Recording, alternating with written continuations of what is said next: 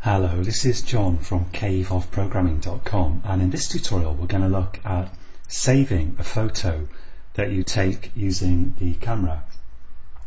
So my motivation here is that I want to have some code which I can integrate into my Note Squirrel application that I've been working on, and that application should allow the user to take a photo which is then used as the application's kind of starting screen. So with that in mind, I don't want to necessarily add my photo to the picture gallery. I just want to save it somewhere on the disk so that I can use it in my application when it starts up. And the code that I'm going to show you is going to add the photo to the gallery, and it's also going to save it somewhere on the disk. And actually, there are a lot of issues and problems surrounding taking and saving photos, and we'll take a look at those a little bit after this tutorial. But the tutorial that I'm going to show you here will work on the majority of phones, I believe, and in fact it's almost identical to the solution to this problem, which you can find if you search for something like taking a photo Android and you look at the developer.android.com page. You can find here this Taking Photos Simply guide walks you through the whole process that I'm about to explain to you, except that they do it a little bit differently, just because they're trying to save the image with a different name every time. And here, all I want to do is save the image with the same name every time so that my application can use it. So I've got this application that I created in the last tutorial, and the only difference that I've made to it since the last tutorial is I've moved this button, take a photo, the snap button, to the bottom here, and I've put a image view here which I can use for displaying the photo after it's taken, and apart from that it's the same application. So now what I need to do here is firstly I need to tell this intent, the action image capture intent, where to save the photo that it takes. And to do that, I'm going to create a file name which will be the file name of where I want to save the photo. And the first thing to do here is find out a good location to save the photo to. So I'm going to have a file object here which I'll call, let's call it pictures directory. And I'm going to set that equal to, and now I'm going to get my Android to tell me where pictures are saved by default on the micro SD card that goes in the phone for saving stuff. So I'm going to save to external storage here, because internal storage is often pretty limited on phones. And in fact, I'm not even sure if my phone will let me take pictures without external storage being present. So let's assume that there is an SD card in the phone, and I'm going to say here environment dot, and let's see if I can invoke the autocomplete. Here we go. Get external public directory, and for the type here, let's just maximize this editor screen. I'm going to pass environment dot, and I keep getting this code completion error, which is quite annoying, but never mind, and directory pictures. And now this, I think this constant directory pictures was present from API level 8 onwards. So and I'm targeting this application for API level I don't know what, 14 or something, but I'm saying that it works in my manifest with API level 10. So this should be present, and for earlier versions of Android, here I believe you could specify pictures and / and pictures with a capital P, just a string instead of this. But I use this on, you can use this on any kind of fairly recent version of Android. And now I'm going to create a file which will be the actual file that I store in this directory, and I'm going to store that in a private instance variable. So I'll say private file, image file, like that, and here I'll say that image file equals new file, and I'll pass this pictures directory here. and I'll pass the name of the file that I want to save to, and I'll call this, let's call it passpoints image, with my other application in mind here. So I could make this something, I think the camera saves as .jpeg, but I'm not sure.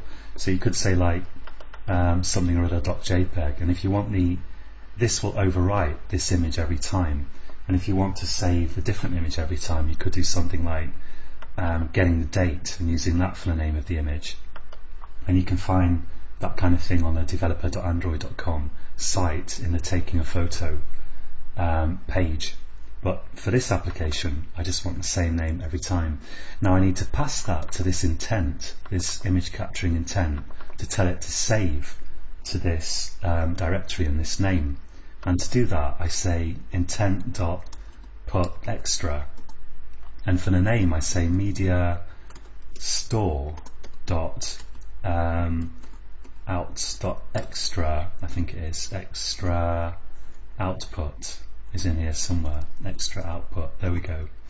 That's the key, media store.extra output, and the value is going to be the URI, which I think stands for Uniform Resource Identifier, the URI of the file.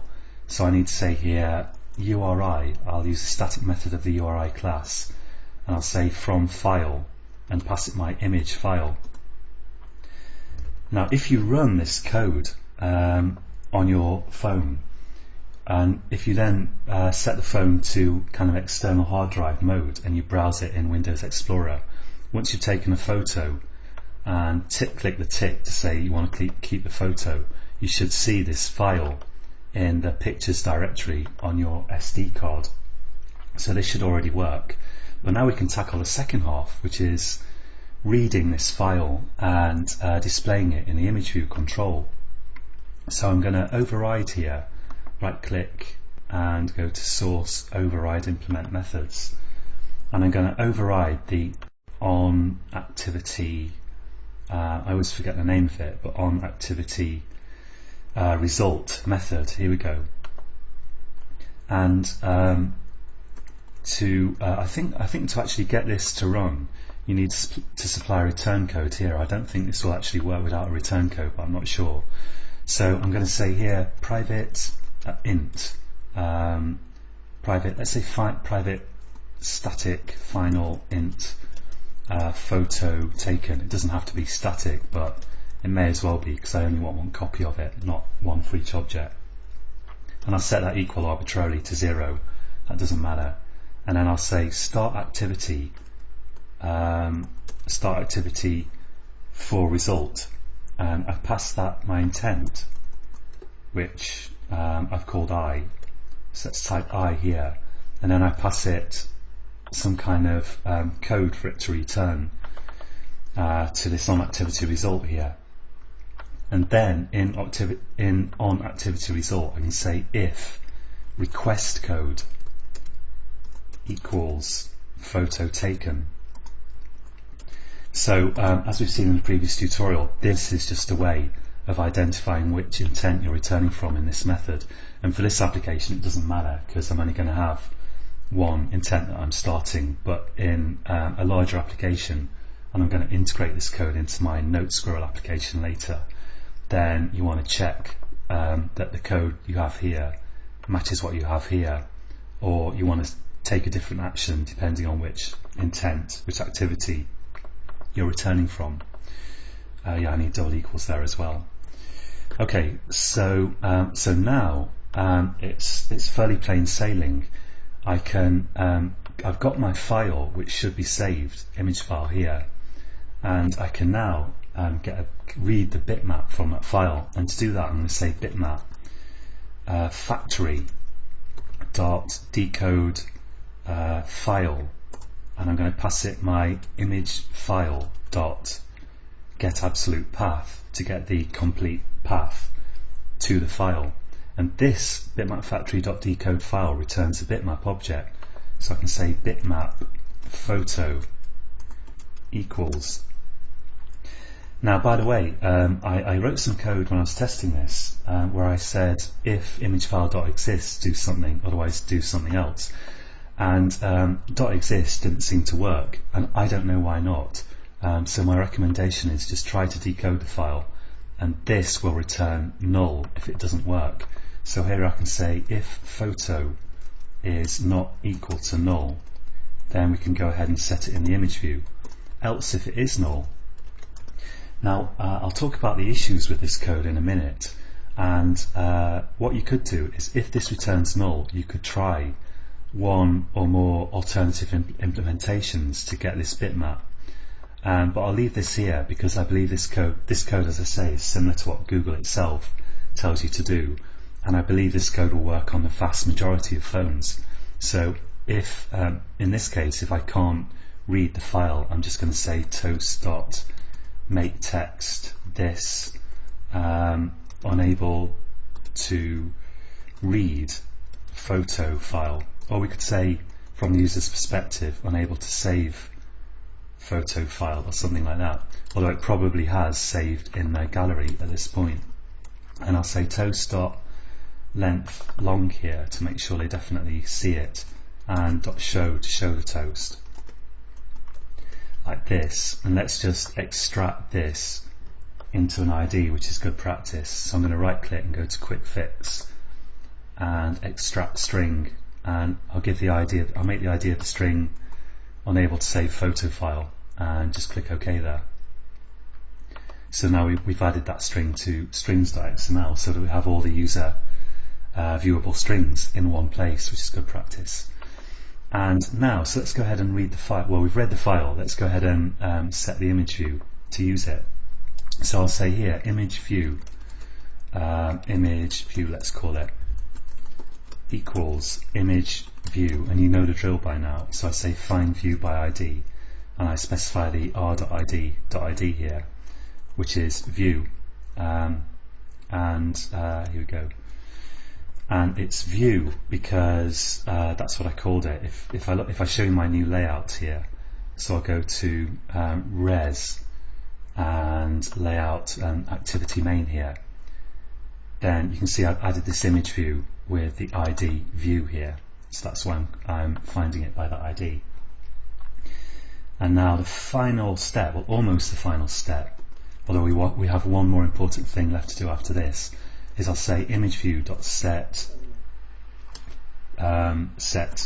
image bitmap. There we go. And I set that to the photo that I've read in using bitmap factory.decode file.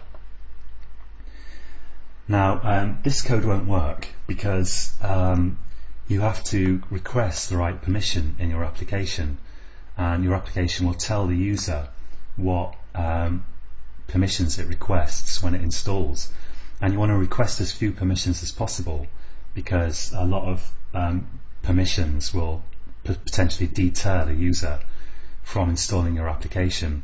But here we absolutely need a permission in order to be able to read and write the SD card.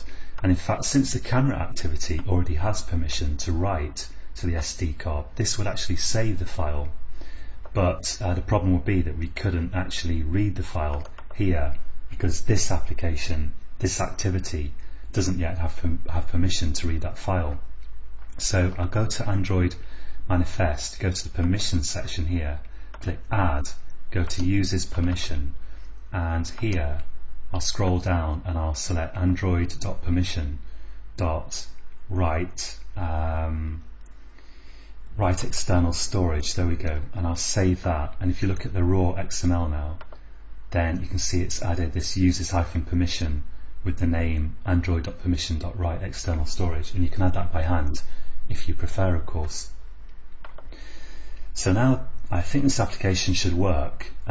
So let's have a look at it, and I'm going to run this. Let's click run, and my phone is plugged in and ready to receive it, hopefully.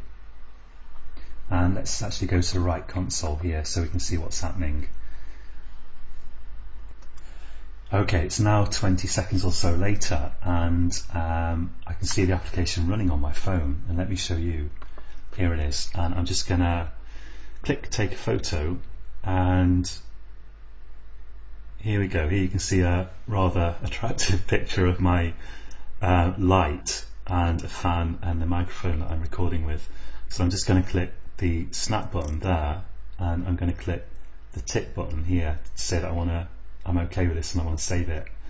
And now you can see the photo displayed in my image view a little bit squashed vertically because I'm taking up some space with this button, and I in my image view I said that I wanted to scale the X and Y to fit the image view, and of course you could do something different there if you want. So that's the basics of taking a photo. Now there are a few issues surrounding this, and in fact this code apparently, so I've read, doesn't work on the HTC Hero phone. I think it's called HTC Hero 1, and it does work on, for example, HTC Desire, because that's what my phone is and you've just seen it work. But you might want to supply alternative implementation here, and there are kind of at least two possible things you could do, at least two. One thing is you can actually get the photo from here, from the intent, but that doesn't work on Galaxy phones. So you might want to say, if photo is null, then try to get the photo via the intent, if you insist that your phone must work on your application must work on as many applications as possible. And of course you might not care too much. And another thing you could do is you could just query the gallery at this point to get the latest image that was added to it, which is a little bit convoluted but not too bad. And I'm not going to cover that in this tutorial. And this, as I say, this is a solution that Google gives you themselves, and this, I believe, works on pretty much every phone except for the odd one here and there, perhaps even just one. So if you do want to investigate the issues further yourself and provide alternative ways of getting the image in case this fails, then I'm going to attach some text to this lecture, this tutorial, with a list of links that I took a look at to investigate this whole business.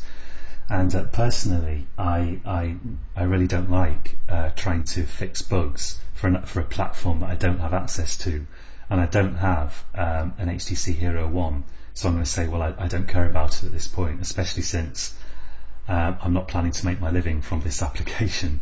But if you do care about it, then I'll give you a whole bunch of links that you can check out to provide alternative alternative implementations if you really care a lot yourself.